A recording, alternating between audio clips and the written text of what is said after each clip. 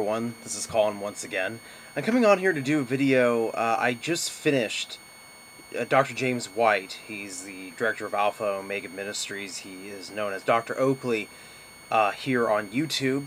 He wrote a book. It came out a few months ago, I believe. I was just now able to obtain a copy of his book, What Every Christian Needs to Know About the Quran. And I found it to be a fascinating book.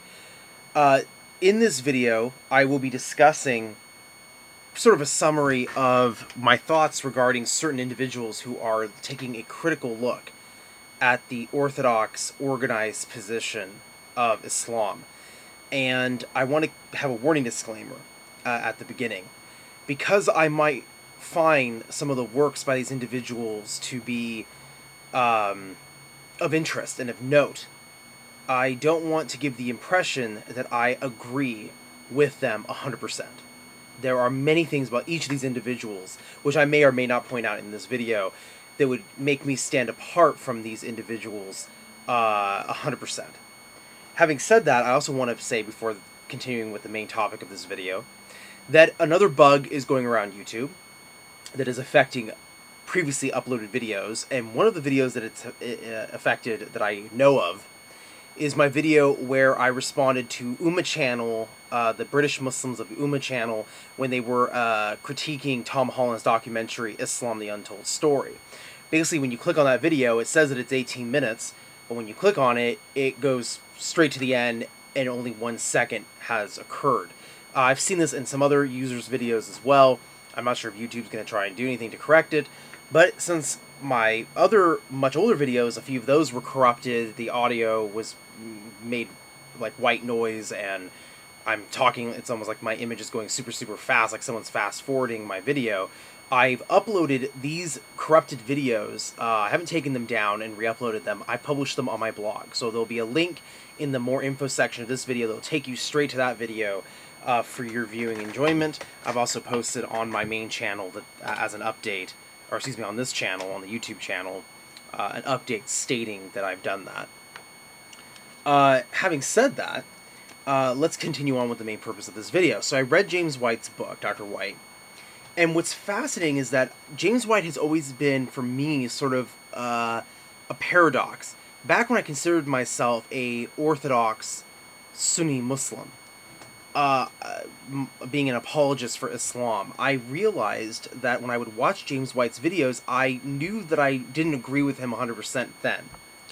But I, in my apologetic mind, in my confirmation bias at the time, I knew I had to find fault with him somehow. So I made a few response videos to James White, and stood very firmly by those conclusions that I made in those videos.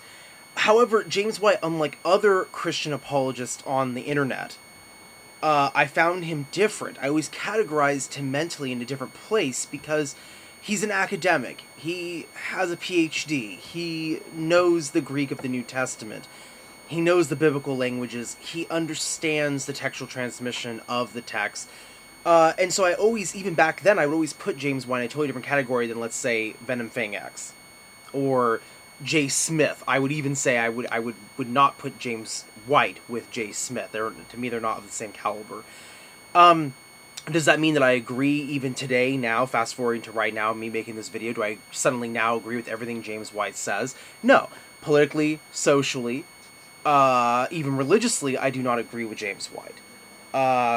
However, reading his book, and as I published on my blog, I made it the point of saying that it was his debate with the UK British Muslim over, is Muhammad prophesied in the Bible, that was sort of the last sort of, for at the time, it's just another thing for me to, look for the exit door, if you will.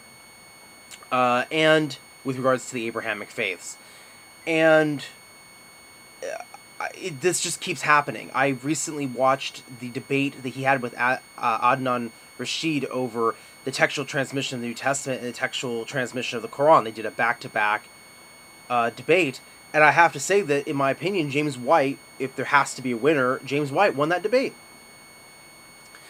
I never thought I'd be saying that. I never thought I would say that when I watched the same video where, like I mentioned in my blog, where I watched the video where he was debating the UK Muslim, the British Muslim, about is Muhammad prophesied in the Bible. I watched that video last year and thought that the British Muslim won. Now I watch it this year, and I have the feeling that James White has, won that debate. Reason being is I think that James White has command over the academic concept of textual transmission, and what that means. And from watching those two debates that he had with Adnan, and then reading his book, I feel like I have a better understanding of textual transmission. I had an understanding of it when I read books by Bruce Metzger and Bart Ehrman, but what I've discovered is that people can have an academic understanding of these subjects and come to a conclusion that's radically different. For example, Bart Ehrman, I wouldn't say that this is probably not why Bart Ehrman ceased to be a Christian. This may have had something to do with it. I do think, after looking at this book, God's Problem, about the issue of evil, that may have been more closer to his reasoning for leaving Christianity and becoming an agnostic. Probably also some of the doctrines that aren't necessarily founded in the biblical text, but that's a whole separate issue. Point being is that Bart Ehrman understands textual transmission of the Bible, and he's writing for a layman audience. He just has a different perspective than James White. James White, like Bruce Metzger, and James White mentions Bruce Metzger saying this, feels the textual transmission of the text strengthens their faith, because it's the understanding that if you have multiple copies of something throughout the centuries, you have a better understanding, and you can hope to understand what the original said. Whereas, to contrast with the Quran, if you have a controlled transmission, you put a lot of faith that the person who decided this is the text and burns everything else that comes before him, you have to have faith that he got that right, or that committee or that one individual got it right.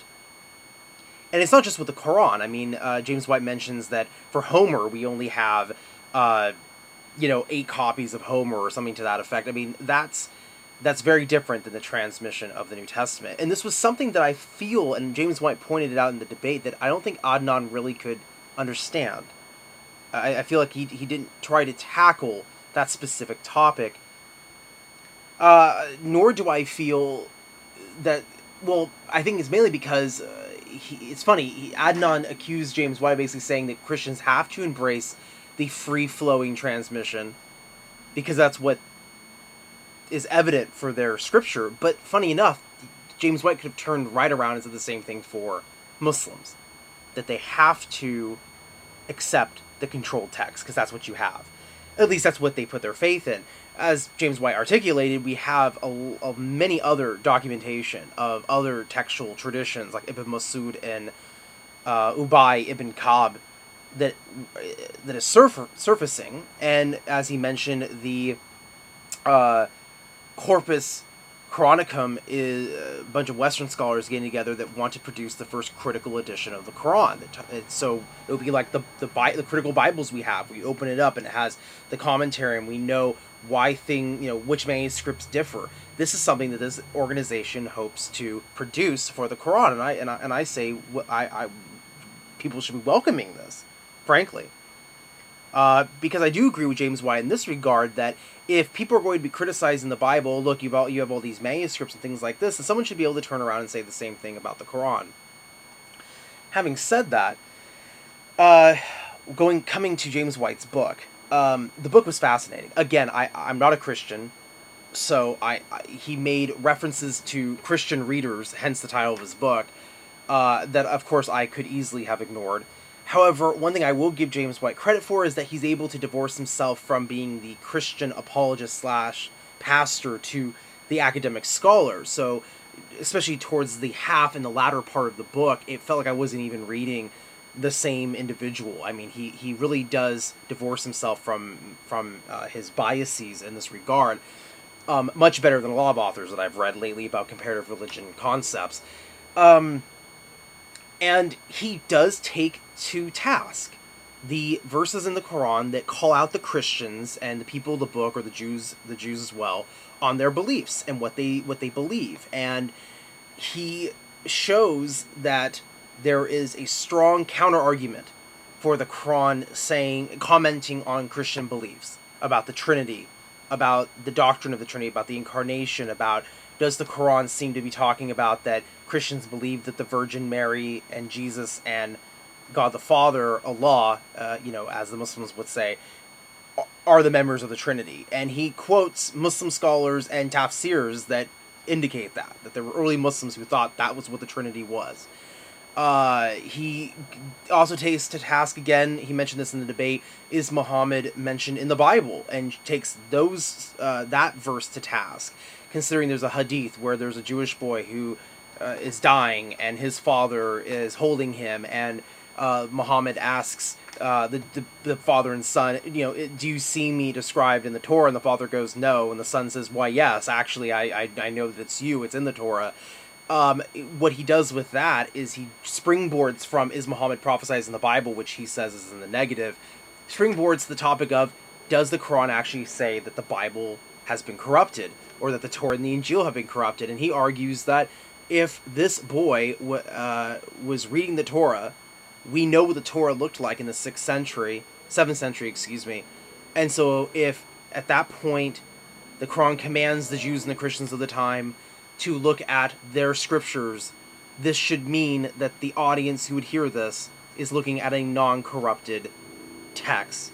And since we know what the Jews and Christians were using in the 7th century, and since we have the textual history of the Bible, corruption in the sense of wholesale deleting of whole sections, etc., seems to be unlikely.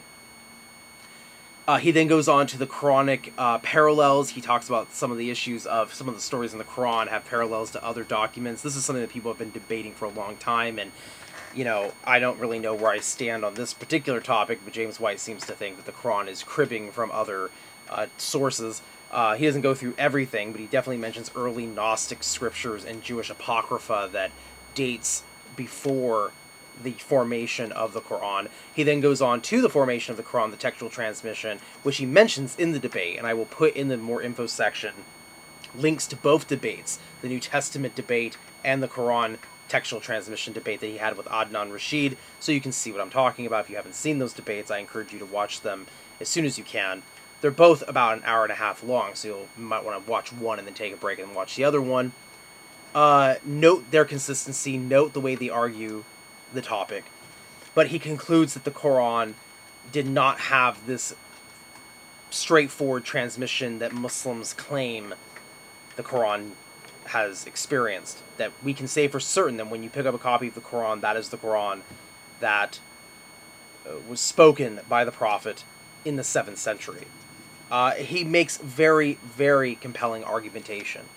I may make future videos on some of these really specific topics that he discusses, but I have to say at the conclusion of the book, just when I thought I couldn't expand my mind any further in the direction of comparative religion with regards to Christianity and Islam, nor the understanding of textual transmission, James White writes this book, I read it, and I feel like my mind has been expanded even more. I have more respect now for the textual transmission as an academic discipline.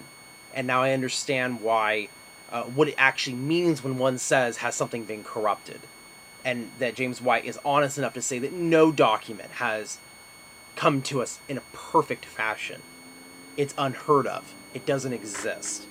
And that we have certain books from antiquity that we can be sure to go through them and try and find out what the original is. Some are more controlled, and thus it's an article of faith. It must be an article of faith to assume that one committee or one man got it right and burned all the rest. Whereas if you have tons of documents, you can sift through all of that and try to determine, as close as you can, what the original said. I'm also going to put, I want to put one more statement. I think one of the clinching parts of the debate between James White and Adnan was when Adnan says to James White, well, how can you be so sure about the Bible? You don't have the originals. And James White just basically says, you don't have the originals either. I think that's a pretty clinching thing. Now, before people think that I made this video just to praise James White, and as I've tried to be clear, I'm not trying to take a stand with either of these men or any of these people. I was going to mention a shout out to Klingschor's 2 blogs, L'Orientalist and also his Klingschor blog. Excellent articles he has written of high academic quality regarding the transmission of the texts of the Quran, and I will put those in the description section as well. I don't agree with Klingschor 100% either. I've actually had the privilege of speaking with Klingschor. I don't agree with him 100%. He calls himself an anti-theist. I wouldn't call myself that. But what all these people have in common is that they are looking at the academic material, they're looking at the history, and they are trying to determine what actually happened and how things came about. That is to be respected. You may not agree with them, but it's something that we can respect and engage in to try to have a better understanding of these things. I guess beyond that point, I want to end this by saying that while I've listened to James White talking about is Muhammad prophesied in the Bible, and he responds in a negative, and I understand his arguments, just because I may agree with what he's saying there, I also don't agree, and I think everybody watching this video, any Jew watching this is going to be like, yes, yes. I don't agree that Jesus is predicted in the Bible. And what I mean by that is the Old Testament. I've done videos, that was some of my earliest videos were on that topic. I don't think that there's a clear reference to Jesus in the Old Testament. So what's funny is that I could watch this debate between a Muslim and a Christian and just go, well, you're both in the same pickle, as it were. And so, I just wanted to end it with that, to say that I'm not trying to align myself with one individual or one ideology. I'm still just taking things in, but I will give these individuals credit. They are expanding my mind, and I appreciate it very much. So I'll put all these links in the more info section, the debates, link to my blog. Please check out that video. I know it's a few months old now, but check it out because it has been corrupted here on YouTube. And also the links to Klingschor's websites. I think that they're worth checking out. Thank you all for watching, and peace be with you all.